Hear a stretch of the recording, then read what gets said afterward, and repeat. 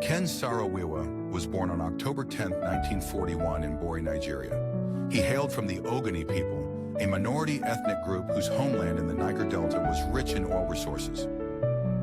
Saro-Wiwa was a man of diverse talents, an author, television producer, and businessman. However, he is best remembered as a fierce critic of the Nigerian government and the international oil corporations that were, in his view, destroying his homeland. The Niger Delta, an area of vast ecological significance, was suffering from severe environmental degradation due to the activities of multinational oil companies. Oil spills had rendered farmlands infertile and water sources polluted, leading to immense suffering for the local communities. The Ogoni people were especially hard hit, as their very survival depended on the natural resources of the Delta. Saro-Wiwa took up the mantle of activism, becoming the spokesperson for the Ogoni people and founding the Movement for the Survival of the Ogoni People, MOSOP, in 1990. MOSOP's core mission was to fight for the environmental and human rights of the Ogoni people through nonviolent means.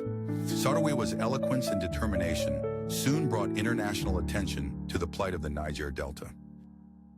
Under his leadership, MOSOP organized protests and campaigned vigorously for the cleanup of the polluted lands and rivers.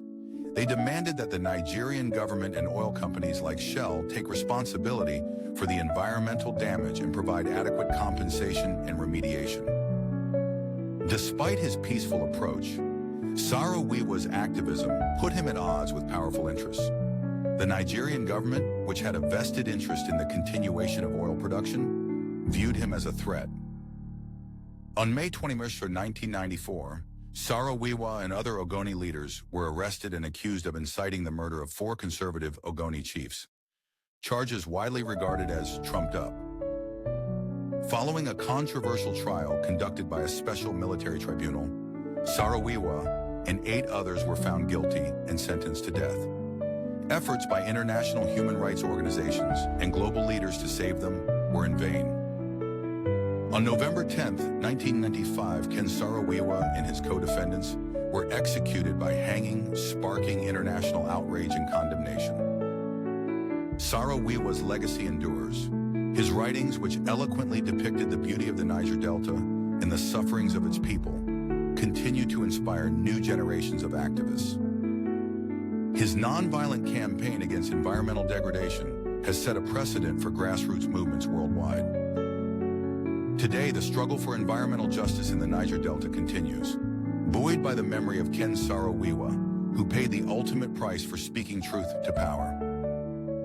His story remains a poignant reminder of the impact that dedicated activism can have, even in the face of overwhelming adversity.